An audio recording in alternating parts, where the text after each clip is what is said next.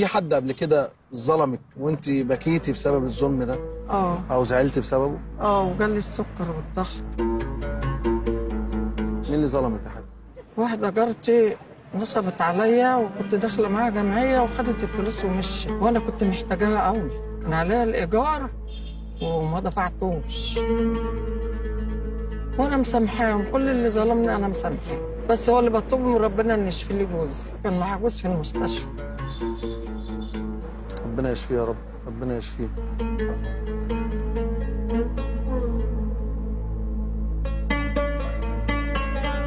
قولي لي يا حاجه ساميه، لما حد بيظلمك بتعملي ايه؟ بقول يا رب انت كبير وانت عليك خلاص الحق وتخلص لي حقي. طب لو ربنا خلص لك منه تفرحي ولا بتشمتي؟ لا طبعا، لا ما بشمتش بحد والله، لا مش هشمت. طب بتكوني مبسوطه ان ربنا رد لك حقك؟ ببقى مبسوطه من جوايا، بس لا مش عايزه له الاذى. طب لو طلب منك تسامحيه هتسامحيه؟ بسامحه. ما سامحوش ليه؟ لما ربنا بيسامح العبد مش هيسامح؟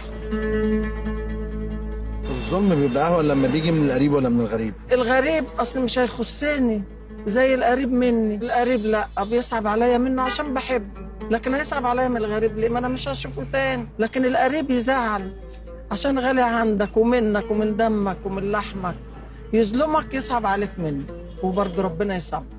انا بسامح والله. لسه والدتي بتقول لي انت قلبك ابيض، ما بتزعليش من حد. ما بشيلش من حد. تلضمي الابره دي لو تعرفي؟ اعرف. تعرفي ولا ما تعرفيش؟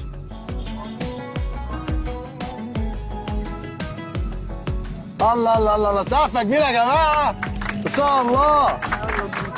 ده انا ربنا اهو ما شاء الله عليك، ما شاء الله. ايه الجمال ده؟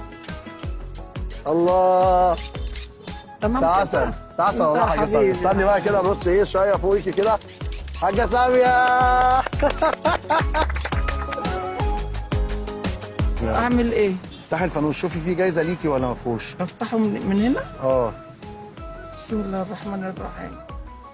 اللهم صل على النبي، لا حول ولا قوة إلا بالله. يصلح حالك يا ابني.